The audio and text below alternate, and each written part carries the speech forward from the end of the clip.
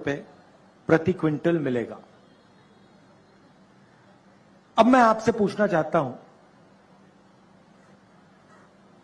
क्या हमने आपको सच बोला था या झूठ बोला था?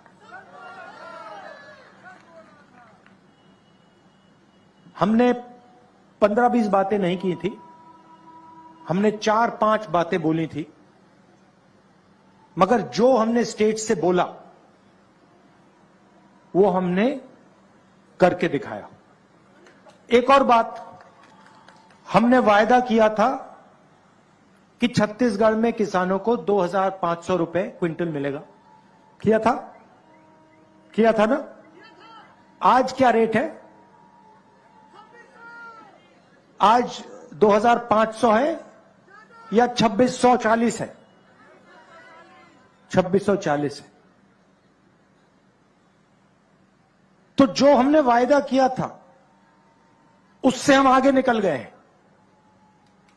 वहां हम नहीं रुके नहीं। हम आपको यह कह सकते थे कि देखिए, हमने तो 2,500 की बात करी थी, हमने 2,600, 700, 800 की बात तो नहीं की थी, मगर नहीं, हमने उसको 2,640 कर दिया। और आप बोलो भी ना, हम इसको आने वाले समय में 3,000 तक ले जाएंगे। क्यों? आपको बोलने की जरूरत नहीं है, क्योंकि हम किसान के दिल में जो है उसको हम समझ जाते हैं, और उसकी आवाज, जो दिल की आवाज होती है, वो हम सुन लेते हैं।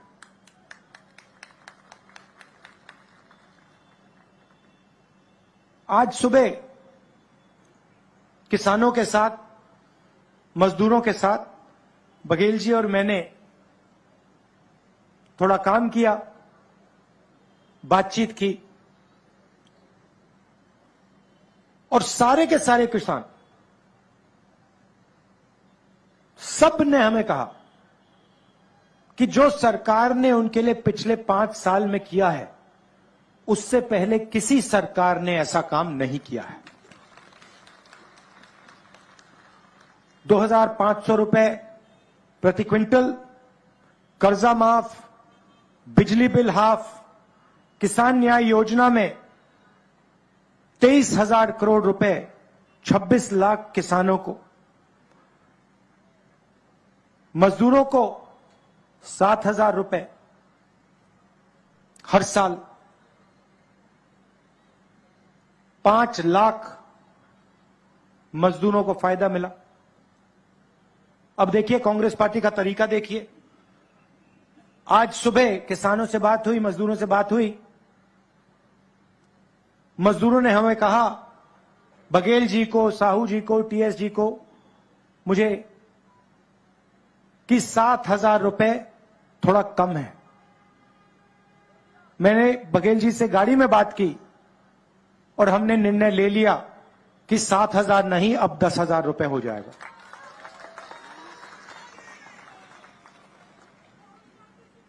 और छत्तीसगढ़ के किसान, सारे किसानों को मैं कहना चाहता हूं, पिछली बार हमने कर्जा माफी का वायदा किया था, वो वायदा हमने पूरा किया, और इस बार भी हम कर्जा माफी का वायदा कर रहे हैं, और हम आपका कर्जा माफ कर देंगे। सुबह हमने पूछा, किसानों से पूछा, उनकी जमीन के बारे में पूछा, और मैंने उनसे पूछा, भाई आप, जमीन का रेट क्या है? सीधा मुझे जवाब देते हैं, राहुल जी, यहां पे कोई जमीन बेचना नहीं चाहता, हमें अब जमीन बेचने की कोई जरूरत ही नहीं है, कोई कर्जा नहीं है, बैंक अकाउंट में पैसा है, हम जमीन बेचने की सोच ही नहीं रहे हैं। तो यह ऐतिहासिक बदलाव आया है, और बहुत गहरा बदलाव आया है, और हम चाहते हैं कि किसान, मजदूर, छोटे व्यापारी और मजबूत हो। देखिए, 2 तरीके की सरकार होती है। मैंने कल अपने भाषण में कहा, एक सरकार होती है जो गरीबों के लिए काम करती है, किसानों के लिए, मजदूरों के लिए, बेरोजगार युवाओं के लिए उनकी मदद करती है और पूरी की पूरी अपनी शक्ति उनकी मदद करने में लगा देती है। दूसरी तरीके की सरकार होती है, वो अरबपतियों को देखती है और जो देश में सबसे अमीर लोग होते हैं, अरबपति जो होते हैं, उनके लिए सरकार काम करती है। बघेल जी ने कहा 14 लाख करोड़ रुपए नरेंद्र मोदी जी की सरकार ने अदानी जी जैसे लोगों का कर्जा माफ किया है। 14 लाख करोड़ रुपए। आप मुझे बताइए, बीजेपी ने कौन सी स्टेट में, हिंदुस्तान में अलग अलग स्टेट में उनकी सरकार है, कौन से स्टेट में बीजेपी ने कर्जा माफ करके दिखाया किसानों का? ये मुझे बता दो। आपको एक स्टेट नहीं मिलेगा। और सेंट्रल सरकार को तो छोड़ दो, उनका तो सीधा अदानी जी के साथ रिश्ता है। 24 घंटा अदानी अदानी अदानी चलता रहता है। खदानें दे दी, एयरपोर्ट दे दिए, पोर्ट दे दिए, किसान के कानून बना दिए उनके लिए। मोदी जी किसानों से कहते हैं, नहीं मैं तो आपके लिए फायदा करना चाहता हूं, मैं किसान बिल लाया हूं। सोचते हैं किसान को कोई समझ नहीं है। आप किसानों के जेब में से पैसा छीनने के लिए कानून लाए थे। आप अदानी जी को पैसा देने के लिए कानून लाए थे और आप 24 घंटा अदानी जी की मदद करते रहते हैं। और यहां पे आपके जो चीफ मिनिस्टर हैं वो भी अदानी जी जैसे लोगों के लिए ही काम करते हैं। हम किसानों के लिए, मजदूरों के लिए, छोटे व्यापारियों के लिए, युवाओं के लिए काम करते हैं। ये फर्क है।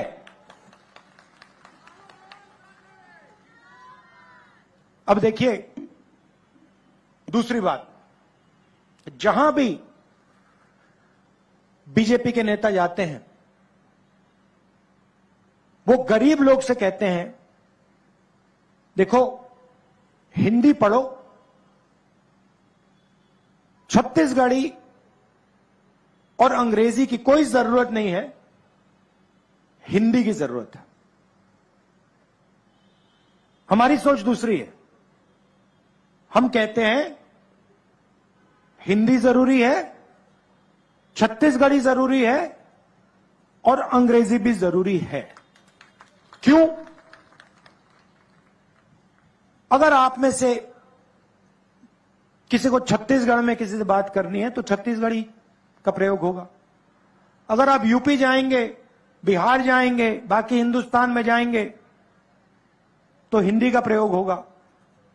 और अगर आप विदेश में जाना चाहते हैं, कॉल सेंटर में काम करना चाहते हैं, बड़ी बड़ी कंपनी में काम करना चाहते हैं, तो आपको अंग्रेजी का प्रयोग करना पड़ेगा। सही बात? सही बात। अब आप एक काम कीजिए, ये जो बीजेपी के नेता आते हैं 24 घंटा हिंदी हिंदी हिंदी बोलते रहते हैं, आप इनसे एक सवाल पूछिए। आप इनसे ये पूछिए, भैया आप कहते हो कि अंग्रेजी नहीं पढ़नी चाहिए, आप कहते हो छत्तीसगढ़ी नहीं पढ़नी चाहिए, आप कहते हो हिंदी होनी चाहिए, आप हमें एक बात बताओ, आपके जो बच्चे हैं वो क्या हिंदी मीडियम स्कूल में पढ़ रहे हैं या अंग्रेजी सीखते हैं? और ये सारे के सारे आपको बताएंगे कि नहीं भैया हमारे बच्चे तो इंग्लिश मीडियम स्कूल में पढ़ाई करते हैं। ये लोग चाहते हैं कि हिंदुस्तान के गरीब लोग कोई भी सपना ना देखें। ये चाहते हैं कि आपके बच्चे मजदूरी करें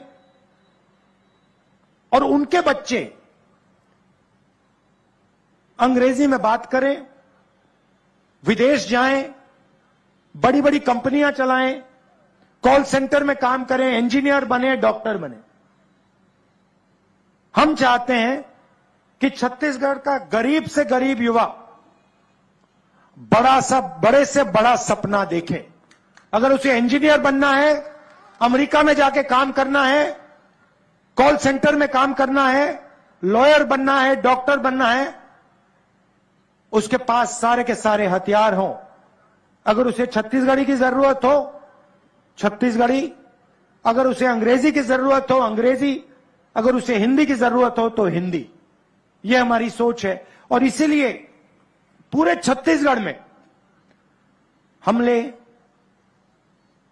तकरीबन 400 Swami Atmanand English medium school खोले हैं और इसको, ये हमने जो जाल फैलाया है, इसको हम और फैलाएंगे और इसको और गहरा करेंगे।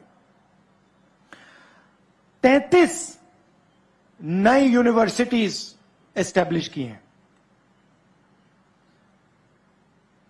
और कल हमने एक नया अनाउंसमेंट किया, केजी टू पीजी। इसका मतलब समझे आप? समझे केजी टू पीजी का मतलब क्या है? इसका मतलब केजी से लेकर पीजी तक छत्तीसगढ़ की सरकार मुफ्त में शिक्षा देने जा रही है। ये लोग, बीजेपी वाले लोग, स्कूल को, कॉलेज को, अस्पताल को प्राइवेटाइज कर रहे हैं। जैसे बघेल जी ने अभी कहा, बचाने वाली सरकार या बेचने वाली सरकार? ये लोग अस्पतालों को, स्कूलों को, कॉलेजेस को बेचते हैं, हम बचाते हैं। इसीलिए छत्तीसगढ़ में सरकारी स्कूल, सरकारी कॉलेज, सरकारी यूनिवर्सिटी में छत्तीसगढ़ के किसी भी युवा को 1 रुपया नहीं देना पड़ेगा, मुफ्त में आपकी शिक्षा होगी। पिछले चुनाव में आदिवासियों से हमने तेंदुपत्ता का वायदा किया था, कहा था कि 4,000 रुपए में 1 बैग तेंदुपत्ता का खरीदा जाएगा। इस बार हम कह रहे हैं 4,000 रुपए साल के आपके ऑटोमेटिक बैंक अकाउंट में हम डाल देंगे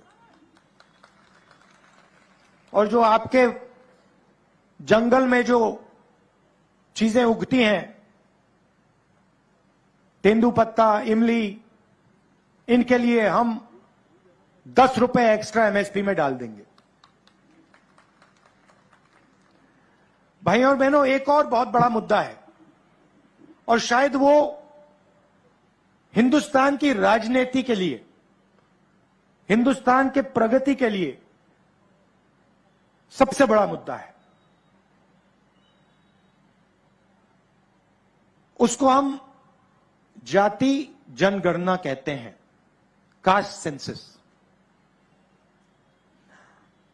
सवाल यह है कि इस देश में हम जात की बात करते हैं, मगर किसी को नहीं मालूम कि कौन सी जात की कितनी आबादी है। कोई नहीं जानता। अगर मैं आपसे पूछूं, भाई हिंदुस्तान में ओबीसी वर्ग के कितने लोग हैं, यहां पे हजारों लोग हैं, आप जवाब नहीं दे पाओगे। चलो पूछता हूं, हिंदुस्तान में ओबीसी वर्ग के लोग कितने हैं? कोई बता सकता है? देखिए सन्नाटा छा गया, कोई नहीं जानता। मोदी जी 24 घंटा ओबीसी ओबीसी ओबीसी करते रहते हैं, मगर इस देश को यह नहीं मालूम कि ओबीसी कितने हैं, आदिवासी कितने हैं, दलित कितने हैं, और आदिवासी के अंदर, दलित के अंदर अलग अलग कितनी जाति हैं और उनकी आबादी कितनी है। अब आप पूछोगे भैया इसकी क्या जरूरत है?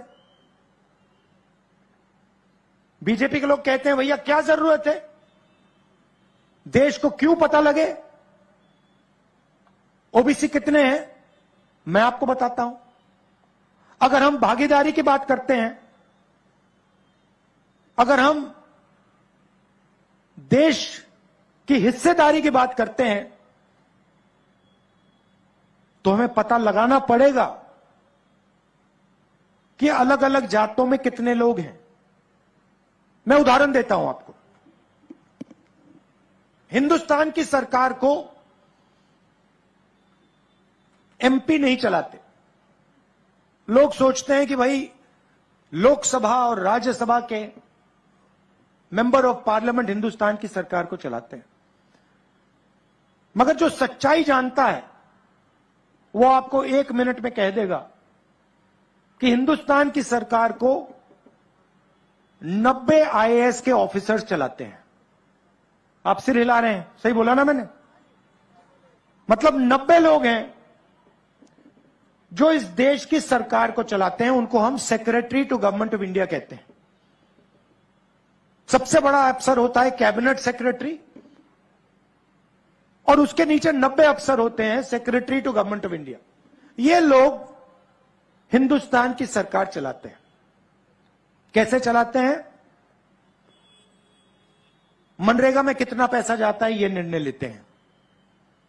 मनरेगा कैसे बनेगा, मजदूरों को कैसे पैसा दिया जाएगा, कॉन्ट्रैक्टर को कैसा पैसा दिया जाएगा, सड़क कहां बनेगी, कैसे बनेगी, अंत में ये लोग निर्णय लेते हैं। तो सवाल यह है, अगर सचमुच में ओबीसी की भागीदारी है या दलितों की भागीदारी है या आदिवासियों की भागीदारी है, तो इन अफसरों में भी ओबीसी की, दलितों की, आदिवासी अफसर होंगे, होने चाहिए। और कम से कम अगर देश में मान लो 50% ओबीसी हैं तो 90 में से 50% ओबीसी होने चाहिए। तब हम कह सकते हैं हां भैया ओबीसी की भागीदारी है। और 90 में से मान लो दलितों की 15% आबादी है तो 15% दलित होने चाहिए। और मान लो हिंदुस्तान में 15% आदिवासी हैं तो 15% उसमें आदिवासी होनी चाहिए। तो फिर हम कह सकते हैं हां भैया आदिवासी भी शामिल हैं, दलित भी शामिल हैं, ओबीसी भी शामिल हैं। और जब हिंदुस्तान का बजट बांटा जाता है, लाखों करोड़ रुपए बांटे जाते हैं, तो उसमें ओबीसी की भी आवाज है, दलित की भी आवाज है, आदिवासी की भी आवाज है, जनरल की भी आवाज है। अब सच्चाई सुनिए, 90 अफसर हैं, 90 में से 3 अफसर ओबीसी से आते हैं। आदिवासियों की बात करते हैं, 90 में से 3 आदिवासी हैं, 3 ओबीसी हैं। और मजा वहां नहीं बंद खत्म होता। अगला सवाल यह है कि ठीक है, ये जो ओबीसी अफसर हैं, ये जो 3 हैं, ये बजट में कितने पैसे का निर्णय लेते हैं? यहां जो ओबीसी युवा हैं, आप हिल जाओगे, आपको गुस्सा आएगा। भाइयों और बहनों, हिंदुस्तान के बजट में ओबीसी अफसर सिर्फ 5% निर्णय लेते हैं। क्या हिंदुस्तान में ओबीसी की आबादी 5% है? कम से कम 50% है।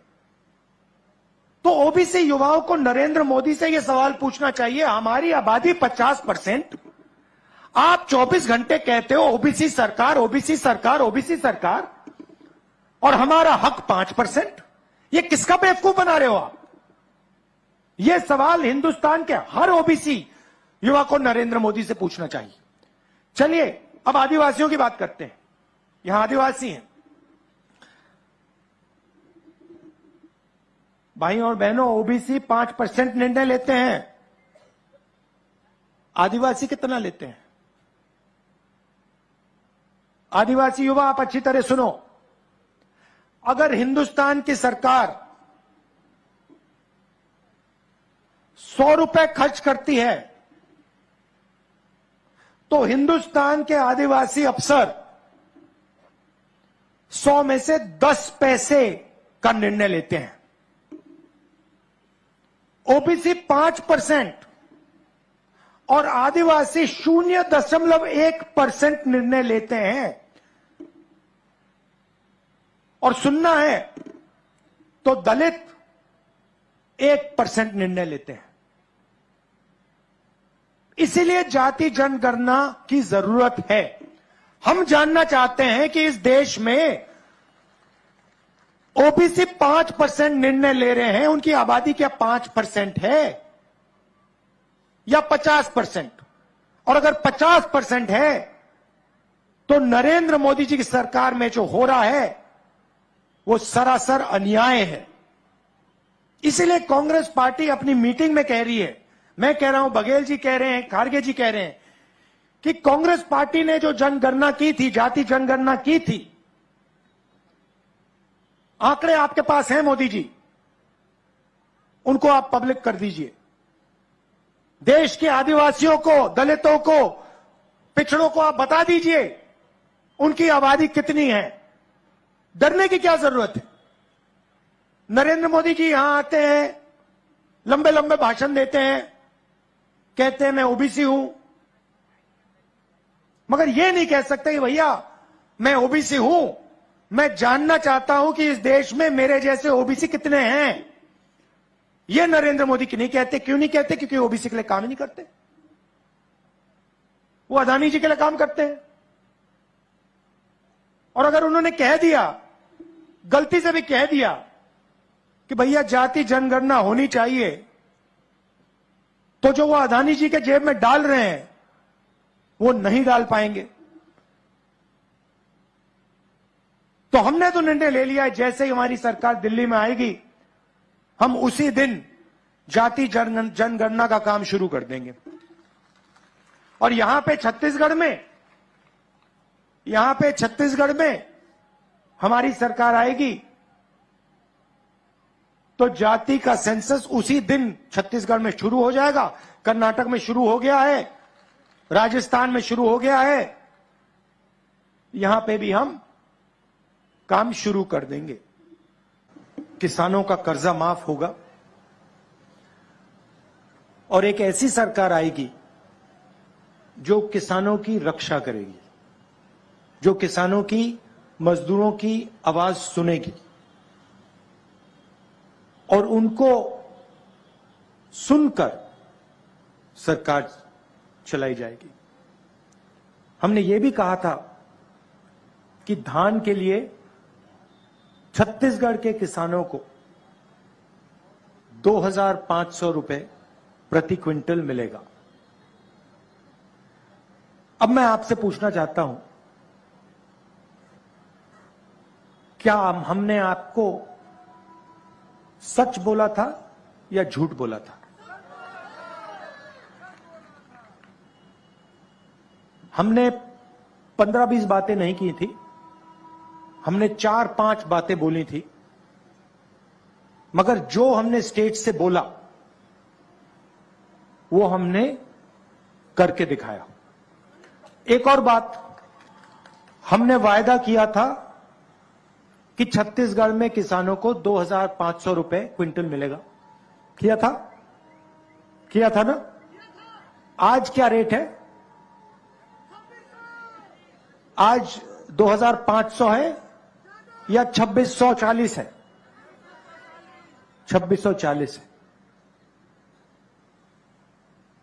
तो जो हमने वायदा किया था उससे हम आगे निकल गए हैं। वहां हम नहीं रुके नहीं। हम आपको यह कह सकते थे कि देखिए हमने तो 2,500 की बात करी थी, हमने 2,600, 700, 800 की बात तो नहीं की थी, मगर नहीं, हमने उसको 2,640 कर दिया।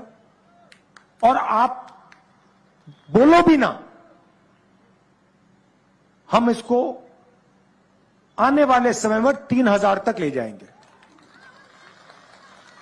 क्यों? आपको बोलने की जरूरत नहीं है, क्योंकि हम किसान के दिल में जो है उसको हम समझ जाते हैं और उसकी आवाज, जो दिल की आवाज होती है, वो हम सुन लेते हैं।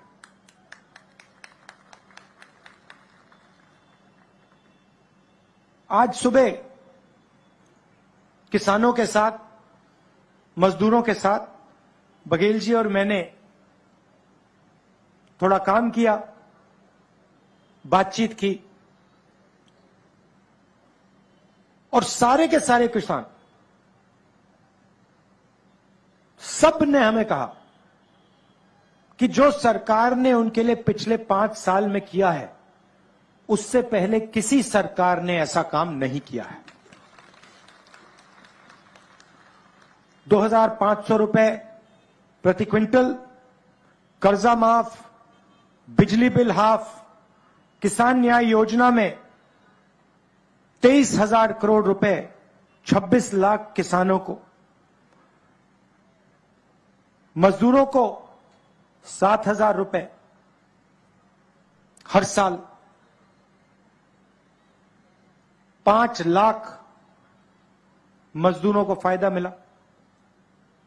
अब देखिए कांग्रेस पार्टी का तरीका देखिए। आज सुबह किसानों से बात हुई, मजदूरों से बात हुई। मजदूरों ने हमें कहा, बघेल जी को, साहू जी को, टीएस जी को, मुझे कि 7,000 रुपए थोड़ा कम है। मैंने बघेल जी से गाड़ी में बात की और हमने निर्णय ले लिया कि 7,000 नहीं, अब 10,000 रुपए हो जाएगा।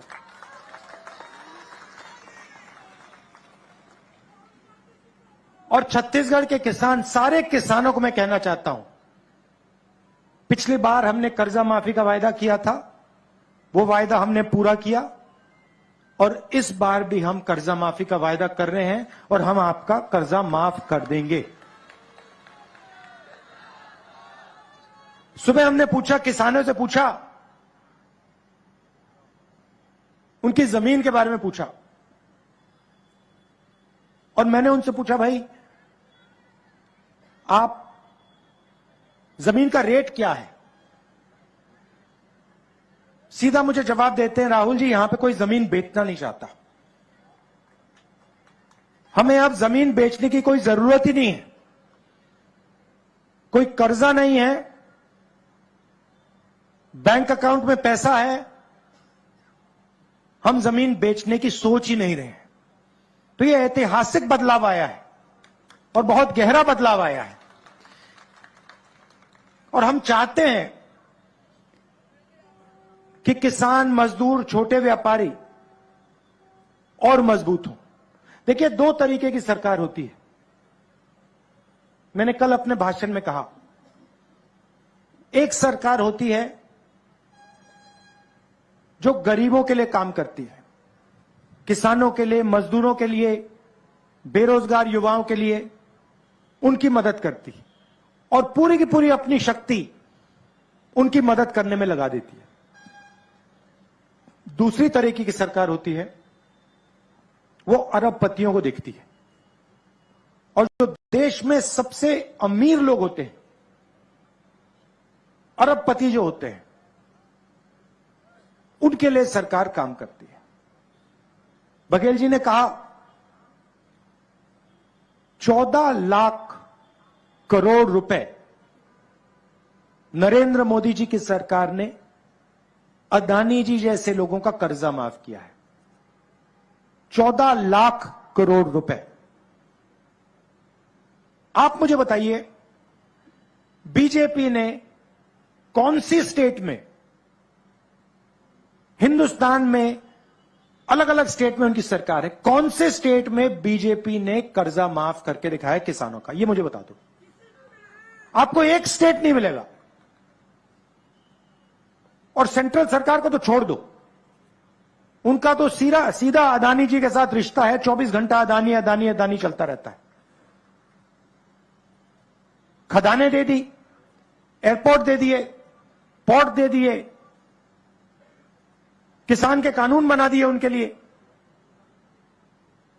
मोदी जी किसानों से कहते हैं नहीं मैं तो आपके लिए फायदा करना चाहता हूं, मैं किसान बिल लाया हूं। सोचते हैं किसान को कोई समझ नहीं है। आप किसानों के जेब में से पैसा छीनने के लिए कानून लाए थे। आप अदानी जी को पैसा देने के लिए कानून लाए थे और आप 24 घंटा अदानी जी की मदद करते रहते हो। और यहां पे आपके जो चीफ मिनिस्टर हैं वो भी अदानी जी जैसे लोगों के लिए ही काम करते हैं। हम किसानों के लिए, मजदूरों के लिए, छोटे व्यापारियों के लिए, युवाओं के लिए काम करते हैं। ये फर्क है। अब देखिए दूसरी बात, जहां भी बीजेपी के नेता जाते हैं वो गरीब लोग से कहते हैं देखो हिंदी पढ़ो, छत्तीसगढ़ी और अंग्रेजी की कोई जरूरत नहीं है, हिंदी की जरूरत है। हमारी सोच दूसरी है। हम कहते हैं हिंदी जरूरी है, छत्तीसगढ़ी जरूरी है और अंग्रेजी भी जरूरी है। क्यों? अगर आप में से किसी को छत्तीसगढ़ में किसी से बात करनी है तो छत्तीसगढ़ी का प्रयोग होगा। अगर आप यूपी जाएंगे, बिहार जाएंगे, बाकी हिंदुस्तान में जाएंगे तो हिंदी का प्रयोग होगा। और अगर आप विदेश में जाना चाहते हैं, कॉल सेंटर में काम करना चाहते हैं, बड़ी बड़ी कंपनी में काम करना चाहते हैं तो आपको अंग्रेजी का प्रयोग करना पड़ेगा।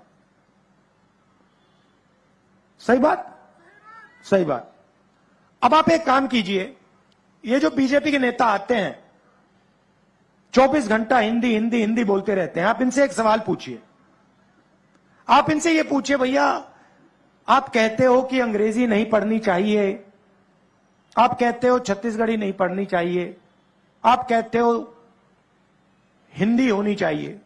आप हमें एक बात बताओ, आपके जो बच्चे हैं वो क्या हिंदी मीडियम स्कूल में पढ़ रहे हैं या अंग्रेजी सीखते हैं? और ये सारे के सारे आपको बताएंगे कि नहीं भैया हमारे बच्चे तो इंग्लिश मीडियम स्कूल में पढ़ाई करते हैं। ये लोग चाहते हैं कि हिंदुस्तान के गरीब लोग कोई भी सपना ना देखें। ये चाहते हैं कि आपके बच्चे मजदूरी करें और उनके बच्चे अंग्रेजी में बात करें, विदेश जाएं, बड़ी बड़ी कंपनियां चलाएं, कॉल सेंटर में काम करें, इंजीनियर बने, डॉक्टर बने। हम चाहते हैं कि छत्तीसगढ़ का गरीब से गरीब युवा बड़े से बड़ा सपना देखे। अगर उसे इंजीनियर बनना है, अमेरिका में जाके काम करना है, कॉल सेंटर में काम करना है, लॉयर बनना है, डॉक्टर बनना है, उसके पास सारे के सारे हथियार हों। अगर उसे छत्तीसगढ़ी की जरूरत हो छत्तीसगढ़ी, अगर उसे अंग्रेजी की जरूरत हो अंग्रेजी, अगर उसे हिंदी की जरूरत हो तो हिंदी।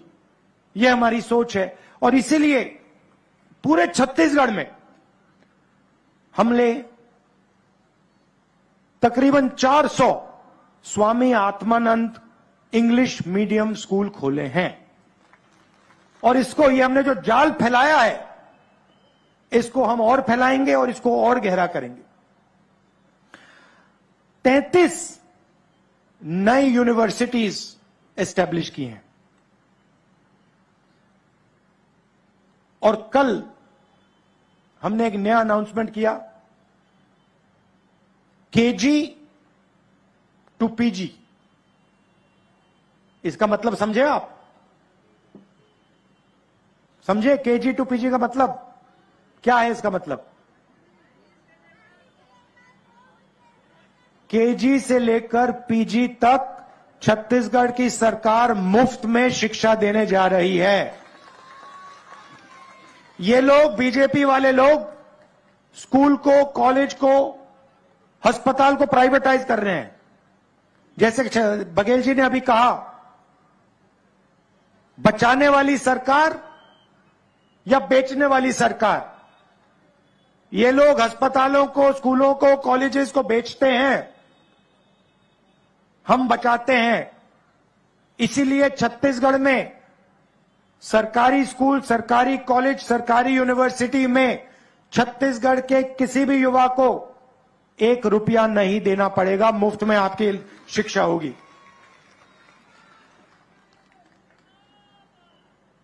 पिछले चुनाव में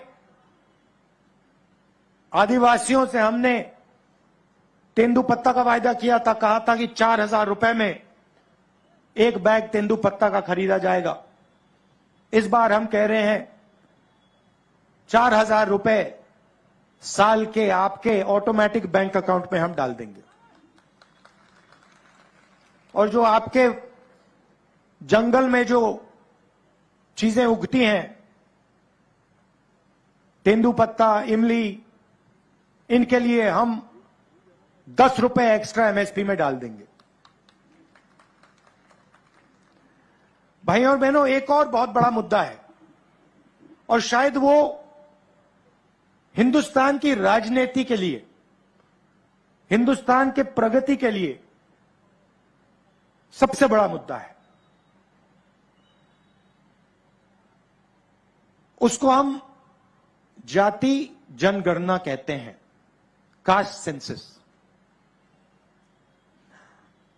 सवाल यह है कि इस देश में हम जात की बात करते हैं, मगर किसी को नहीं मालूम कि कौन सी जात की कितनी आबादी है। कोई नहीं जानता। अगर मैं आपसे पूछूं, भाई हिंदुस्तान में ओबीसी वर्ग के कितने लोग हैं, यहां पे हजारों लोग हैं, आप जवाब नहीं दे पाओगे।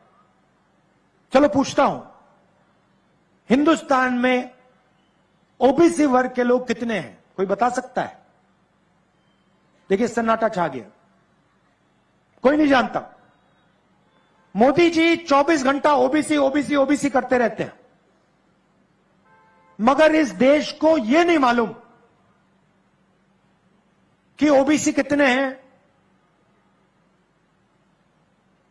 आदिवासी कितने हैं, दलित कितने हैं, और आदिवासी के अंदर, दलित के अंदर अलग अलग कितनी जाति हैं और उनकी आबादी कितनी है।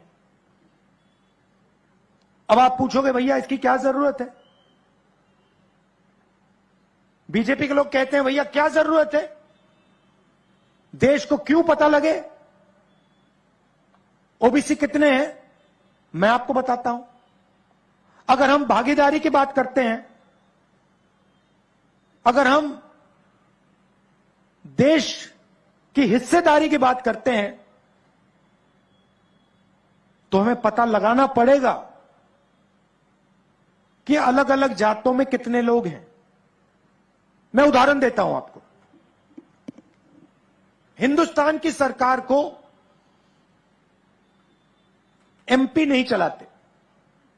लोग सोचते हैं कि भाई लोकसभा और राज्यसभा के मेंबर ऑफ पार्लियामेंट हिंदुस्तान की सरकार को चलाते हैं, मगर जो सच्चाई जानता है वो आपको 1 मिनट में कह देगा कि हिंदुस्तान की सरकार को 90 आईएएस के ऑफिसर्स चलाते हैं।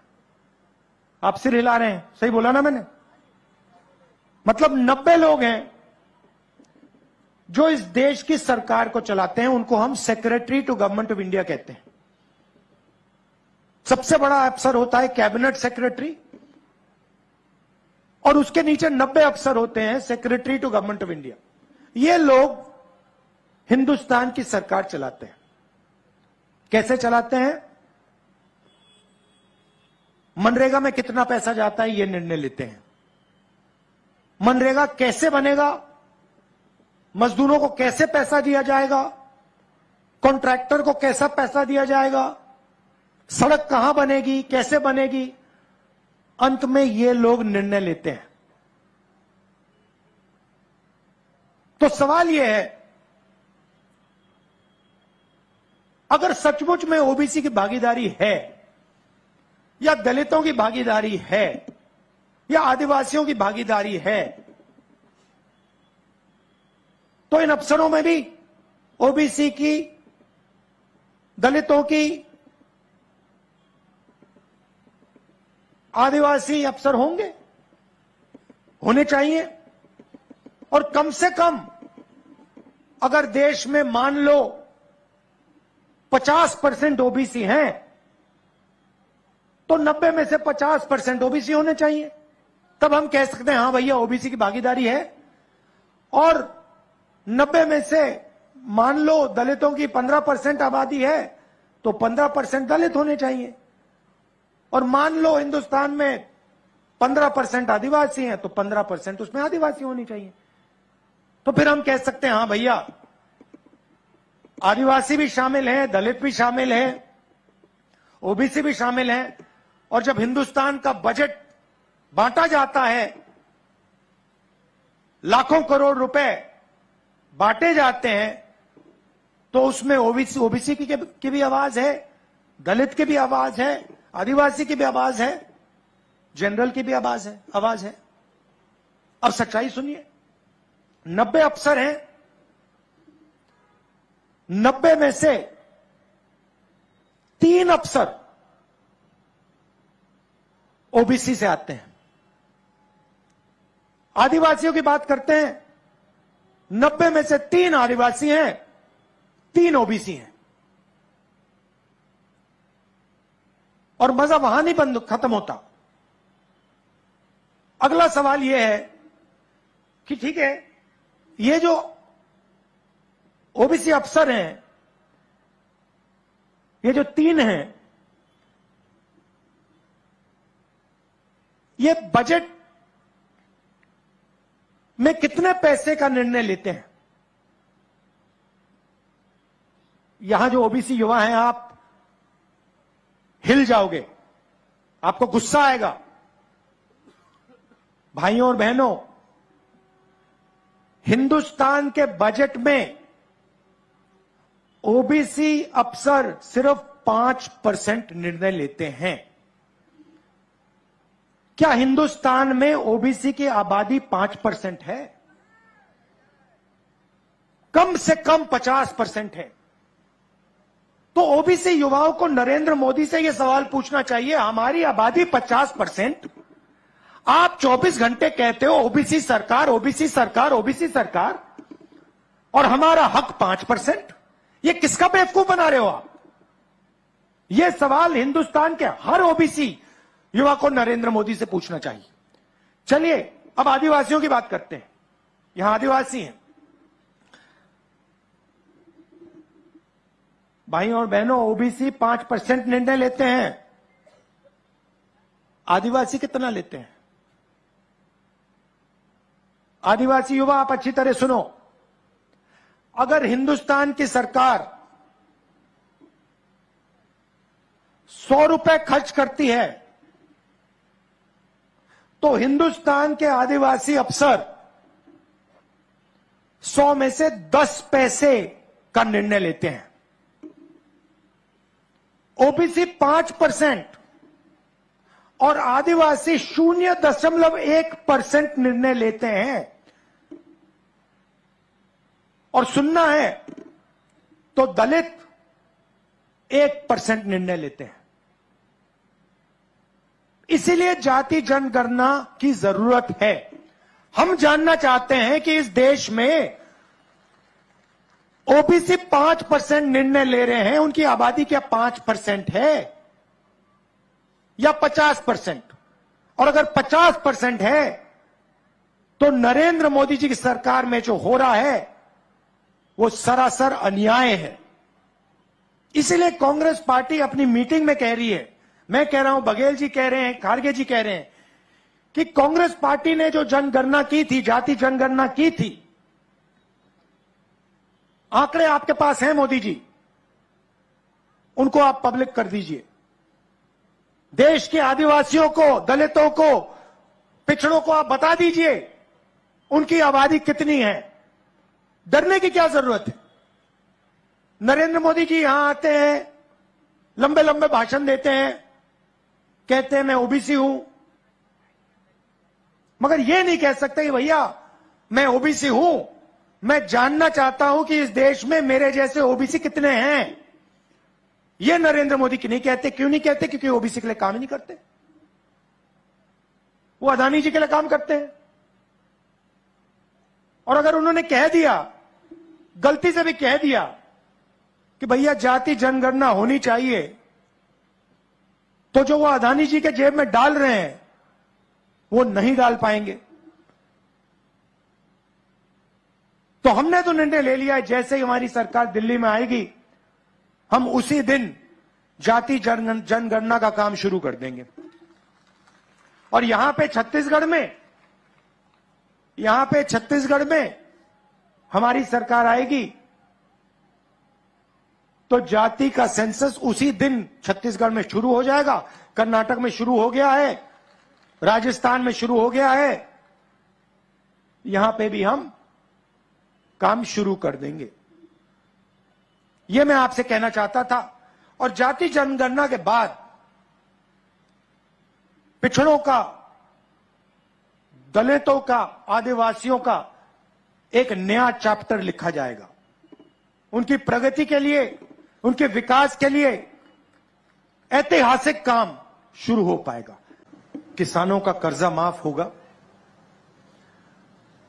और एक ऐसी सरकार आएगी जो किसानों की रक्षा करेगी, जो किसानों की, मजदूरों की आवाज सुनेगी और उनको सुनकर सरकार चलाई जाएगी। हमने ये भी कहा था कि धान के लिए छत्तीसगढ़ के किसानों को 2,500 रुपए प्रति क्विंटल मिलेगा। अब मैं आपसे पूछना चाहता हूं, क्या हमने आपको सच बोला था या झूठ बोला था? हमने 15-20 बातें नहीं की थी, हमने 4-5 बातें बोली थी, मगर जो हमने स्टेट से बोला वो हमने करके दिखाया। एक और बात, हमने वायदा किया था कि छत्तीसगढ़ में किसानों को 2,500 रुपए क्विंटल मिलेगा। किया था ना? आज क्या रेट है? आज 2,500 है या 2,640 है? 2,640 है। तो जो हमने वायदा किया था उससे हम आगे निकल गए हैं। वहां हम नहीं रुके नहीं। हम आपको यह कह सकते थे कि देखिए हमने तो 2,500 की बात करी थी, हमने 2,600, 700, 800 की बात तो नहीं की थी, मगर नहीं, हमने उसको 2,640 कर दिया। और आप बोलो भी ना, हम इसको आने वाले समय में 3,000 तक ले जाएंगे। क्यों? आपको बोलने की जरूरत नहीं है, क्योंकि हम किसान के दिल में जो है उसको हम समझ जाते हैं और उसकी आवाज, जो दिल की आवाज होती है, वो हम सुन लेते हैं।